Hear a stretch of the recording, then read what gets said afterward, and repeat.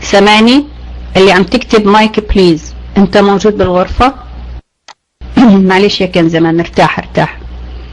انت محتاج ترتاح شوي، تهدأ شوي، اقعد اسمع شوية مسيحيات، شوية اسلاميات. هذه نهاية. اين ستكون نهايتك؟ طيب كفاية بقى، المايك معك اخي.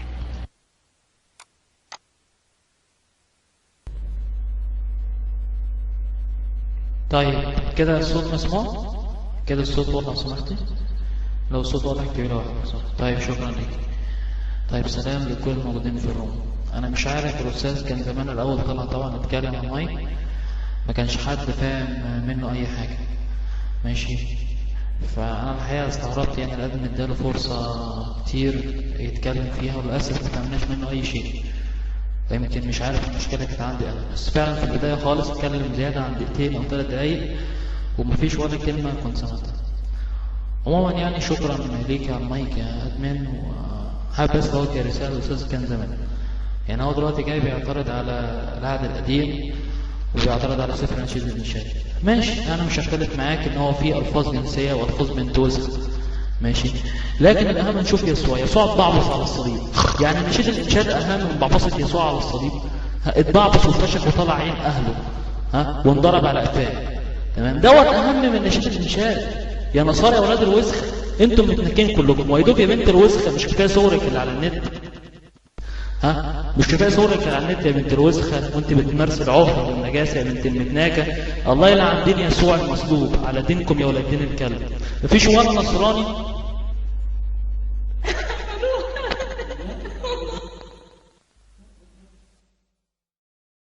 كول بوي اخي، ترفع ايدك تاخد المايك. راح اشغل الريد دوت على الغرفة، ما في حدا بعد ياخد المايك الا اللي احنا بنعرفه. فاللي عم يحصل انه مثلا بيقدر ياخد المايك بدون ما حدا يعطيه المايك، اوكي. فهذه بس الاشياء اللي بيقدروا يعملوها. فهم مجموعة يعني 2 أو 3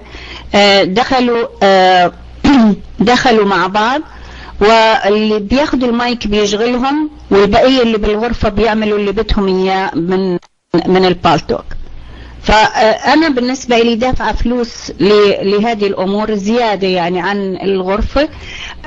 عندي كو أدمن بعرفه مسؤول عن الغرفة تبعي، مسيحي مؤمن، بعطيه كل الأسماء اللي بتحصل أو اللي بتعمل بالغرفة هذا الشيء. حتى لو يكون اونر تبع غرفة، هو عنده استعداد يحط الريبورت والتقرير وبيطرده. فالموضوع لهذا انا ما قدرت انزل، ما قدرت الريد دوت اعطيه ريد دوت مستمر المايك عنده. فهذا هو اللي عم يحصل، والبالتوك عم يحاولوا يتخلصوا من هذا الموضوع، اوكي. حتى لو اعطيته بونص، انا ما جربت البونص، انا جربت اسكر الغرفة، بس احسن حل قلت نرجع يعني نجمع الاخوة مرة تاني. انا ما اجى على بالي البونص. انا حاولت على الريد دوت لان انا نادرا ما اعمل بونص لاحد بصراحة. بس هذا ايوه، انا بدي اسمائهم بصراحة لان الغرفة فتحناها هلا، سو مش عارف. اخذ المايك وحطيله ريد دوت ومستمر ماخذ المايك. انا كل اللي عملته سكرت الغرفة ورجعت فتحتها تاني.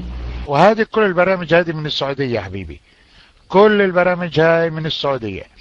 فبدهم انه كلمة الرب ما توصلش، ولكن كلمة الرب عم توصل حتى لو يعملوا ايش ما يعملوا. المايك معاكي. طيب الحقيقة معلش أنا بس بدي يعني ألاقي كلام وتطلع من الغرفة. أنا اللي بجيبهم يا أحبة، وبعدين يعني بيقول ألاقي كلام. الموضوع أنه الناس اللي عم تدخل الغرفة يعني تدخل ما عم تحكي أي شيء، بس عم تلاقي كلام وتطلع من الغرفة. أنا اللي بجيبهم يا أحبة، وبعدين يعني بيقولوا شفتي أنت اللي جبتيه. وبعضهم بيطلعوا يسبوني وبيشيلوا اسمي من الليست. انا بتعب كتير حتى اجيب الناس للغرفة، ومع كل الاسف يدخلوا ويلاقوا يعني طرد من اخرين. خلينا نطول بالنا عليهم. يسوع فداني اخوي، الرب يبارك.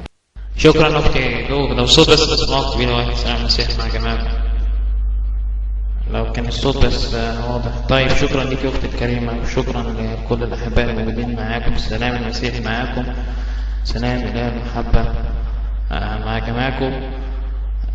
طبعا يعني بالنسبة للي حصل في الروم، انا كنت موجود بس باسم تاني معاكم، فكنت حاضر اللي حصل. هو اللي حصل فعلا زي ما اتكلم الاخ متشيكن، هو برنامج من السعودية، تمام. هما المسلمين بينقلوا لبعضهم، فما بيقدروش ادمن يقدر الدوت، وحتى الباونس اخت الكريمه برضك ما بيأثرش على فكره. يعني لو اديت له باونس بيدخل باسم تاني مفيش اي مشكله. فللاسف المشكله دي عانت منها غرف مسيحيه كتيره، وبرضك المشكله حتى الان للاسف ما اتحلتش، لان اصلا البرتك نفسه مش عارف البرنامج ايه اللي بيستخدمه الناس دول. وهقول لك دليل على كده. يعني انا دلوقتي ممكن اطلع دين ام يسوع، انت ما تقدريش تنقطيني، وارجع تاني وافشخكم يا اولاد الوسخه. يلا يا اولاد المتناكه مع رصيني، انجاز يا اولاد المره المتناكه. كل ما هتنقطوني الغرفه خلاص اندر الهاكينج، الغرفه تحت الهاكينج يا متناكين يا اولاد الوسخه. وهنا هو كلنا لازم نفشك يسوع، يا معرصين يا اولاد المتناكه، يا اولاد المره الوسخه.